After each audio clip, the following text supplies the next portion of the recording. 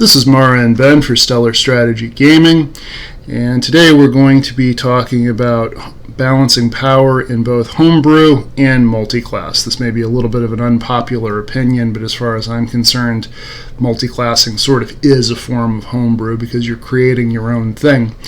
And speaking of creating your own thing, Mara, you created a really interesting pixie character a while back that you played in one of my campaigns. Why don't you tell us a bit about it? Well, I used a template based on, I think it was the dwarf, to just sort of get an understanding and a feel of how you're supposed to design a class, and went from there.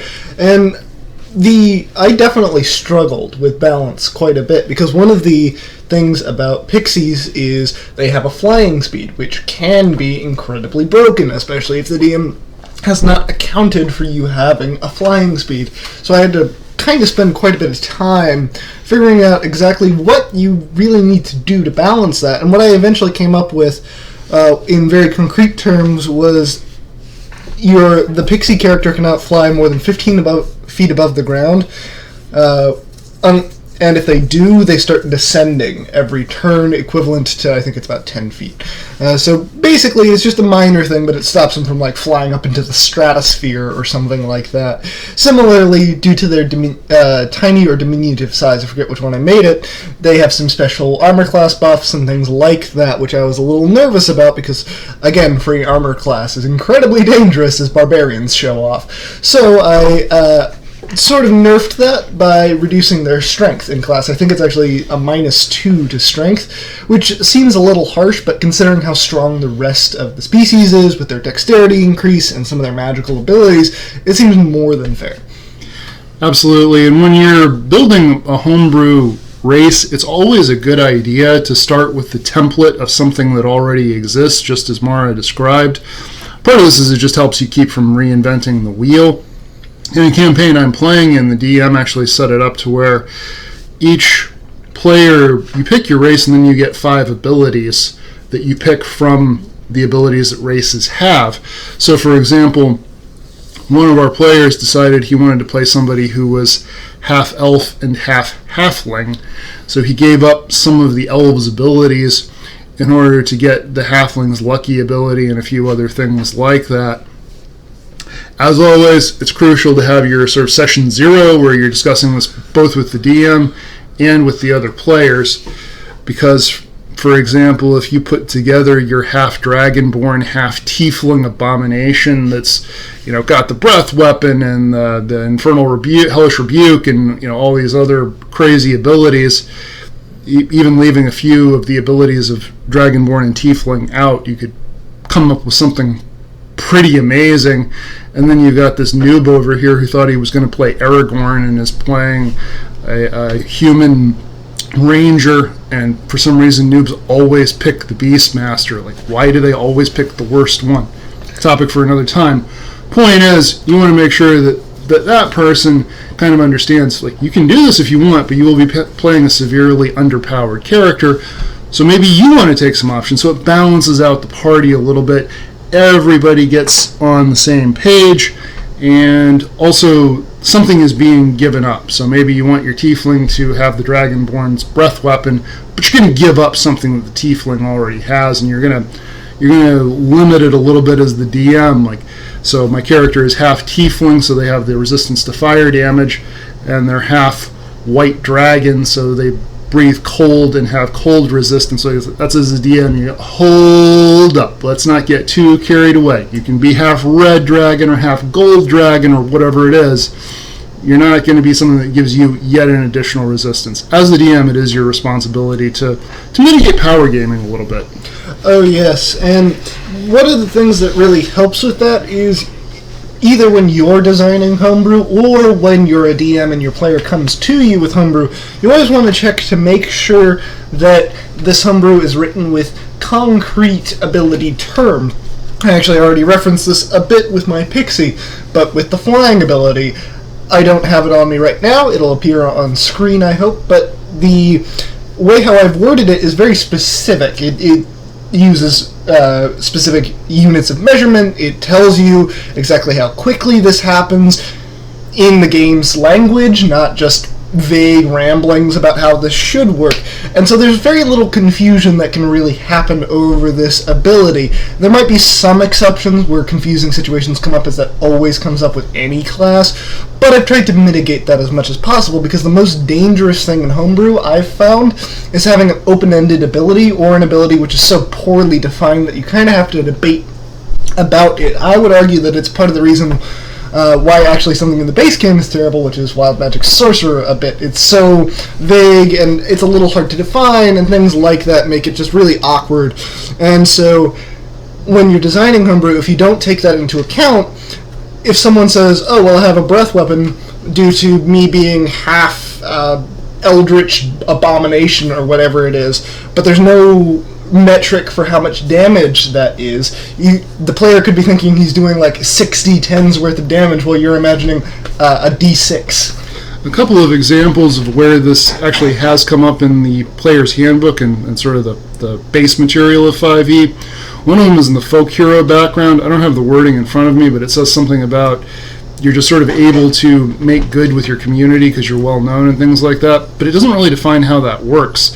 So, for example, if my character is Bilbo Baggins and he's a folk hero in the Shire, how does that work out if he's in Mordor? Like, does the fact that, and the book doesn't really explain it, and it's the kind of thing where, there again, session 0 is important, but you want to avoid those kinds of things where, you know, are you internationally known as a folk hero? Is it anywhere you go? Because it seems like your level 1 character would have had to have done something pretty amazing and still be at level 1 to have done that. So that's a little weird.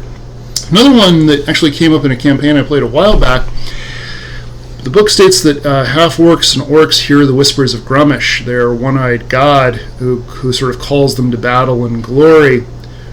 But it doesn't necessarily specify what that means or how it affects the character or just really anything. So if I want to play a lawful good orc bard for whatever reason, and he has no interest in Grummish, he has no interest in following the ways of Grummish, what do the whispers of Grummish mean to that character? Does it mean he can't sleep? Does it mean levels of exhaustion? Does it mean he's going to become a valor bard? And give me something to work with here, because we're really not seeing it. And I think you accidentally made a really good point there as well, which is that the best example of an open-ended ability or system in D&D right now is the alignment system. What does a lawful good orc look like is entirely relative, and that is a problem in a game based on concrete rules, at least in theory.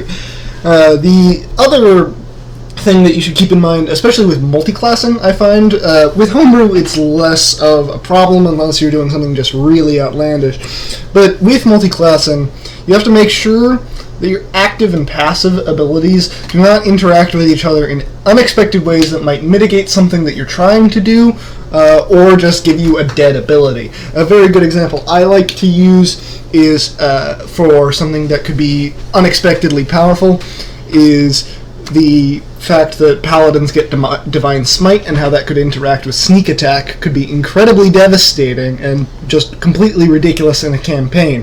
However, an example of a dead ability would be if someone multiclassed from barbarian into sorcerer for whatever reason and chose the draconic bloodline, because barbarians already get the armor class increase from their dex, and despite what a lot of people think, armor class increases do not stack between classes, so you're not going to get your 25 armor class or whatever it is, you're just going to be left with a dead subclass.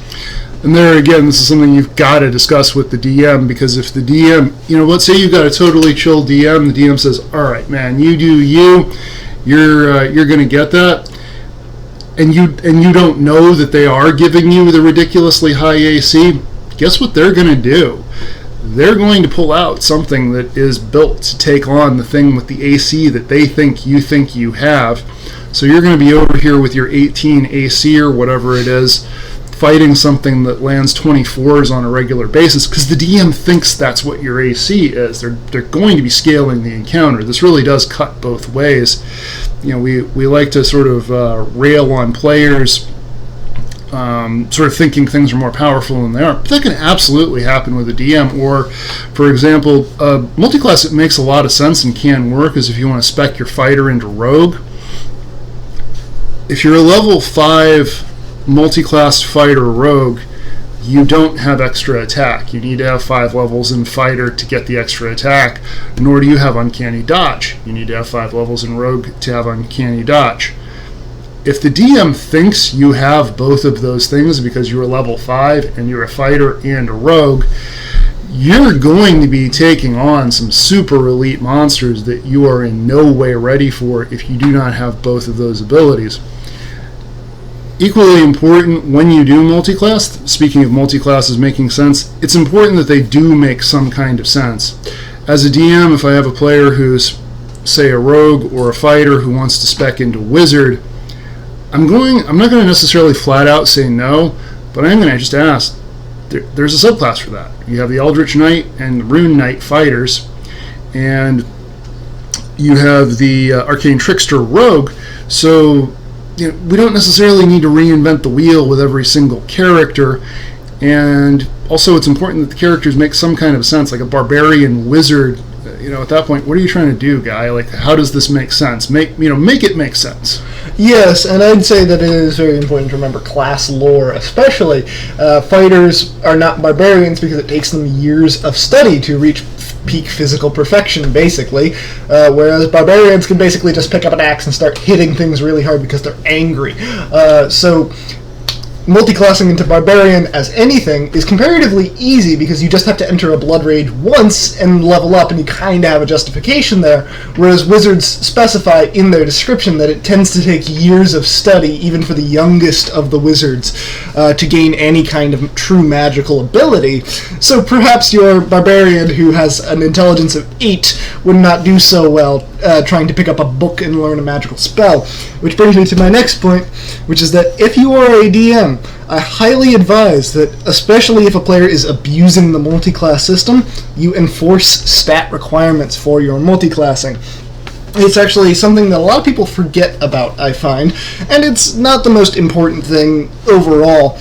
But in the player's handbook, there is a table which actually specifies, okay, if you want to multi-class into, say, wizard, you need an intelligence of 13. If you want to multi-class into fighter, you need a strength of 12, I think it is. And it varies from class to class.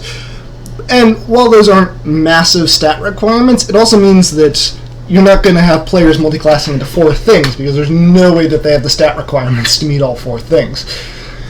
And I'm not opposed to, as a DM, somebody saying, you know what, I'm going to be just totally chill about this. If you want to play your barbarian, wizard, sorcerer, you know what, you do you. Have fun with it. Let's just have a wild and crazy freewheeling campaign, and everybody's going to get like 4 feet, whatever it is, whatever makes you happy.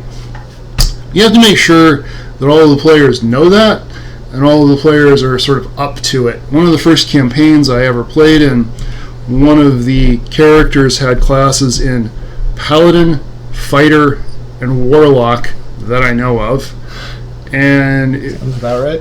It was such an overbuilt character, and it was specifically designed to just hit super hard in combat.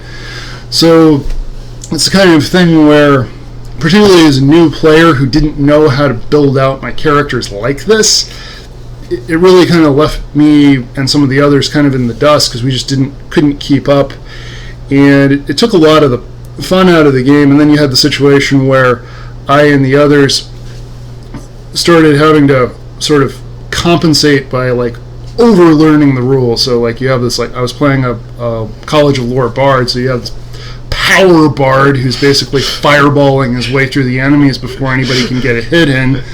Granted, it was kind of fun, but it didn't lead to teamwork so much as it led to a lot of one-upsmanship.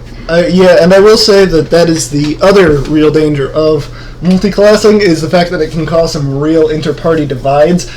I was in the campaign that he talked about, at least briefly, and I remember when the guy who over-multiclassed died and we had to use Resurrection on him, we all took kind of a perverse joy in the fact that we had thrown a wrench in his perfectly multiclassed and optimized abilities because of how annoying it was. So if you go overboard, it definitely threatens the group dynamic. And the same thing applies for Homebrew. Whether you're a player making a homebrew or a DM sort of approving one, it's important to understand that, like, yeah, of course, if you want to play your half-elf, half-halfling, or if you want to play your Erd, which is a kobold with wings, like, that's great. That can be a lot of fun. It can add a lot of really interesting and exciting things to the campaign and the overall world. It can really fill things out, and in a way you can even be helping the DM out, because when you do this, you help fill in the world. A good DM uses the player's creativity to add to his own and fill in the blank edges of the map, as it were. But make sure that what you're building isn't something that is going to be just game-breakingly overpowered, and that you're not going to leave the other players in the dust. Because you got to remember, we all have our moments in this game. We all get to shine and be the superhero and the star, but in the end it is a cooperative effort, and if you want to continue to have a table, and if you want to continue to have new players joining, it has to be a cooperative effort that everybody is going to enjoy and everybody's going to want to be there for. You got to share the crown a little bit. Thank you so much for listening. We hope this has been fun and entertaining for you. And as always, we'd like to know your thoughts on Homebrew, on Multiclass, on anything else you'd like for us to make videos about in the future. Next up, we're going to be talking about introducing elements of horror and suspense into your campaign. Please subscribe and hit the bell button to catch us on that one.